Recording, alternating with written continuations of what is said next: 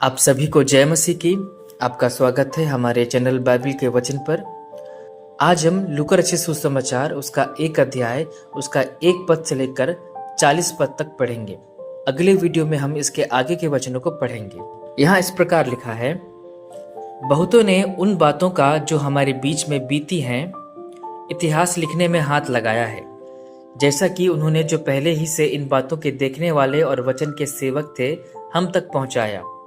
इसीलिए हे श्रीमान थियोफिलुस, मुझे भी यह उचित मालूम हुआ कि उन सब बातों का संपूर्ण हाल आरंभ से ठीक ठीक जांच करके उन्हें तेरे लिए क्रमानुसार लिखूं, ताकि तू जान ले कि वे बातें जिनकी तूने शिक्षा पाई है कैसी अटल है।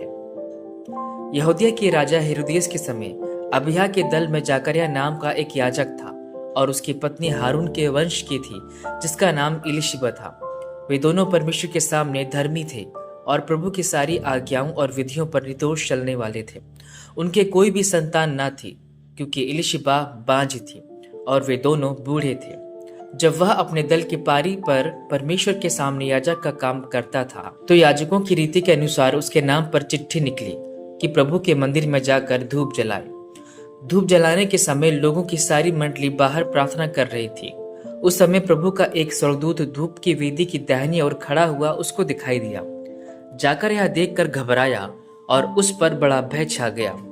परंतु स्वर्गदूत ने उससे कहा, हे जकर्याह, भयभीत ना हो, क्योंकि तेरी प्रार्थना सुन ली गई है और तेरी पत्नी इलीशिबा से तेरे लिए एक पुत्र उत्पन्न होगा और तू उसका नाम यूहन्ना रखना। तुझे आनंद और हर्ष होगा और बहुत लोग उसके जन्म के कारण आनंदित होंगे, क्योंकि वह प्रभु के सामने महान होगा और दाखरस और मदिरा कभी न पिएगा और अपनी माता के गर्भ ही से पवित्र आत्मा से परिपूर्ण हो जाएगा और इजरायलियों में से बहुतेरों को उनके प्रभु परमेश्वर की ओर फेरेगा। वह एलिय्याह की आत्मा और सामर्थ में होकर उसके आगे आगे चलेगा कि पितरों का मन बाल बच्चों की ओर फेर दे और आज्ञा न मानने वालों को धर्मियों की समझ पर लाए और प्रभु के लिए एक योग्य प्रजा तैयार करे। जकर्याह ने स्वर्गदूत से कहा, यह मैं कैसे जानूं, क्योंकि मैं तो बूढ़ा हूं और मेरी पत्नी भी बूढ़ी हो गई है। स्वर्गदूत ने उसको उत्तर दिया, मैं जिब्राइल हूँ जो परमेश्वर के सामने खड़ा रहता हूँ और मैं तुझसे बातें करने और तुझे यह सुसमाचार सुनाने को भेजा गया हूँ। देख, जिस दिन तक ये बातें पूरी न हो ले उस दिन तक तू मौन रहेगा और बोल न सकेगा, इसीलिए कि तूने मेरी बातों की जो अपने समय पर पूरी होंगी प्रतीति न की। लोग जकर्याह की बाट देखते रहे और अचंभा करने लगे कि उसे मंदिर में इतनी देर क्यों लगी। जब वह बाहर आया तो उनसे बोल न सका, अतः वे जान गए कि उसने मंदिर में कोई दर्शन पाया है और वह उनसे संकेत करता रहा और गूंगा रह गया। जब उसकी सेवा के दिन पूरे हुए तो वह अपने घर चला गया।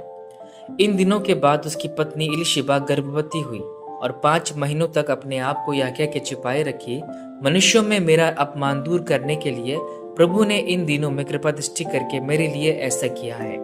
6वें महीने में परमेश्वर की ओर से जिब्राइल स्वर्गदूत गलील के नासरत नगर में एक कुंवारी के पास भेजा गया, जिसकी मंगनी यूसुफ नामक दाऊद के घराने के एक पुरुष से हुई थी।